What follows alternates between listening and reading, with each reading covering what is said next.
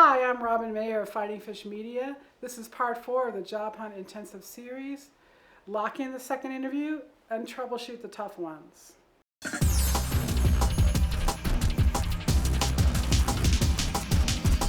Common mistakes in second interviews are lack of preparation, part 2, getting too relaxed because you feel like you're doing the same thing again, or getting tired or bored.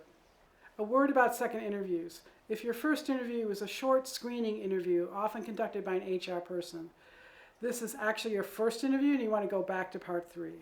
I'm talking true second interviews here. Usually the purpose is for the manager to check with your future colleagues about their instincts in hiring you. So it's usually a peer interview. It can be a group. It can be a serial interview. We'll talk more about serial interviews later. And they still take preparation. Get a whole nother outfit together. You're closer to the job, spend some money if you have to, looking good. Learn who's interviewing you. Same idea, call the support person, get the names, get the pronunciations, look them up on LinkedIn. Take an extra step, Google them, Google their work. I once looked up the person interviewing me and discovered that he'd written an extensive brief about washing machines for the Ninth Circuit. Washing machines, yeah. But you should have seen his face light up when I actually mentioned it during the interview. So get those little details about that person's career, very helpful.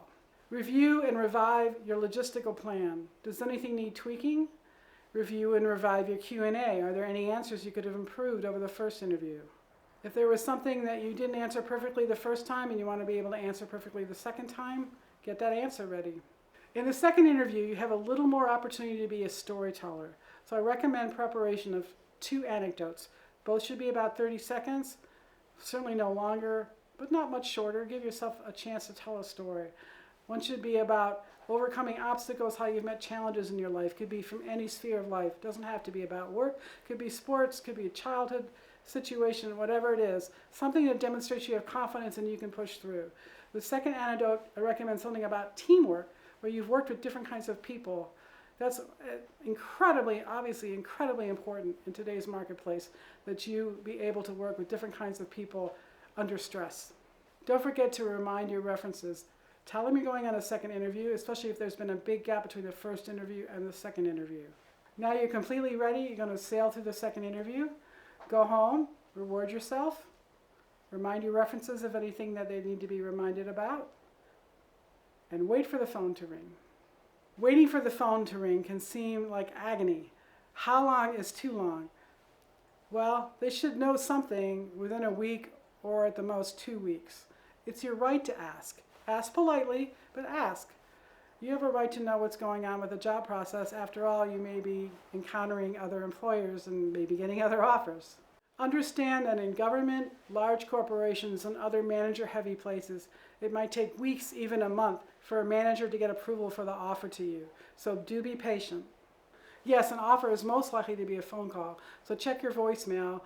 Some people have robotic messages. You don't even know if you actually reach them. Very frustrating. So get your message up to snuff.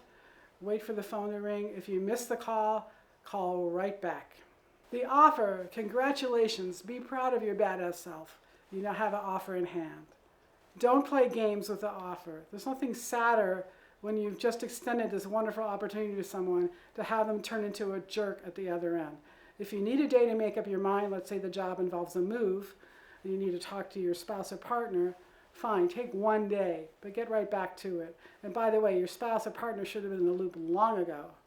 If you must say no, but be extremely gracious about it. You just dragged a lot of people, including yourself, through a long, expensive process. Ask yourself what went wrong. Maybe you need to rethink your selection process. Maybe you're aiming too low. When you say yes, give a big yes. Share that excitement with the employer. It's a wonderful feeling. Expect paperwork, like a ton of it. Read the contract before you sign it. I'm a lawyer. I'm going to tell you to read the contract before you sign it. The point is not that you're really going to be negotiating terms and conditions. Those are probably set and beyond your control. However, you should be understanding what those terms and conditions mean.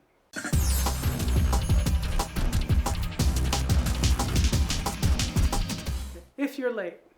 If you are late, you're not going to get the job, so understand that. Your task is to salvage the relationship. So you apologize, you take responsibility in a mature way, you don't blame the bad traffic even though the traffic was horrendous.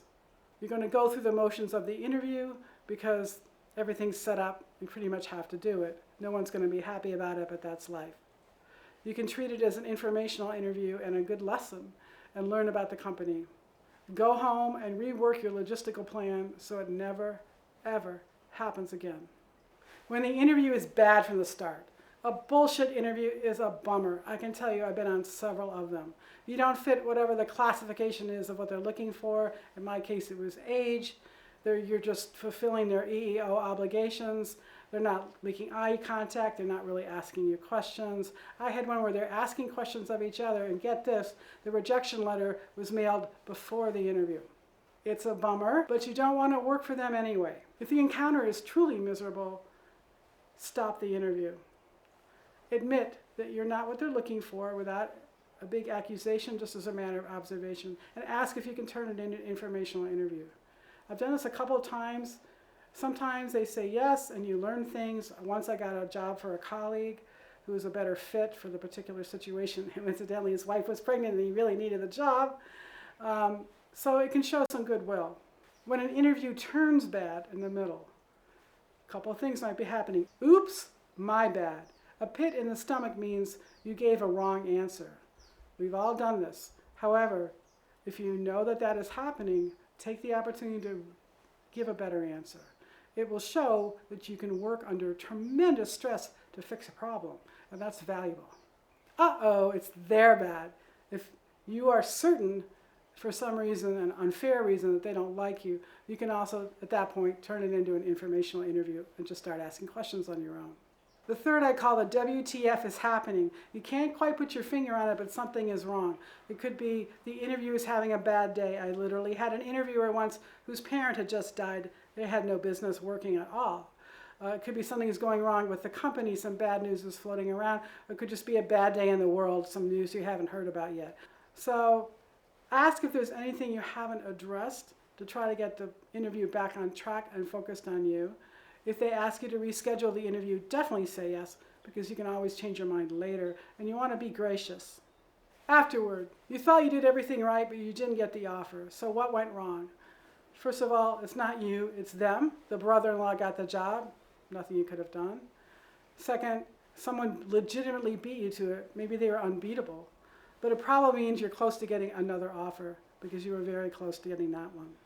It's not them, it's you. Review your performance. Did something go wrong? Are you sure that everything went well? Did something go wrong with your references, perhaps? Swallow your pride and ask for feedback if you possibly can. It's very difficult to do, but if you do, you will get feedback that will be the most valuable information of your life.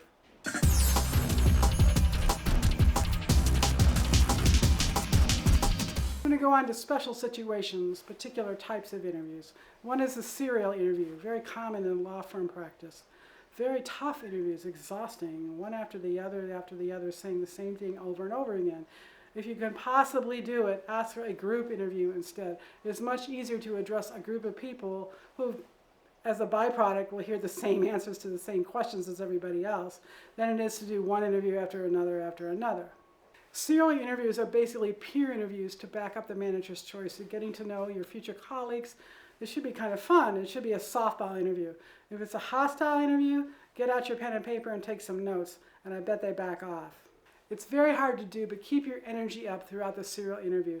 If you have to, nibble on the protein bar in between people, focus on the individual that you're meeting, really, and getting to know. Hopefully they're a delightful colleague and you'll have some fun. Restaurants and cafes and bars, oh my, it's the kind of the king of special situations. Do not drink. Order a seltzer with lime. You're being tested in how you interact with clients who drink, or maybe other colleagues, or God forbid, your boss. Order simple, unmessy food you won't feel like eating anyway. That's a good thing. Offer to contribute to the check or to the tip. You won't be allowed to, but it shows good manners. Finally, get out of there. Get out of there before people are drunk and babbling about things you do not want to hear about. Finally, let's talk about Zoom or phone interviews. Distance interviews sound easier, but they are not. You actually want to do exactly the same prep. You just don't have to worry about transportation. you do need to check out your technology. Get ready for the show. Make sure that your technology is working, your phone is charged, whatever it is. Dress up like you would, especially for a Zoom interview, but maybe even for the phone interview, and sit up and smile. Your voice is different on the phone when you smile. The other problem, especially with Zoom and TV, is that your personality gets a little muted just for the nature of the technology. So you really need to keep up your energy.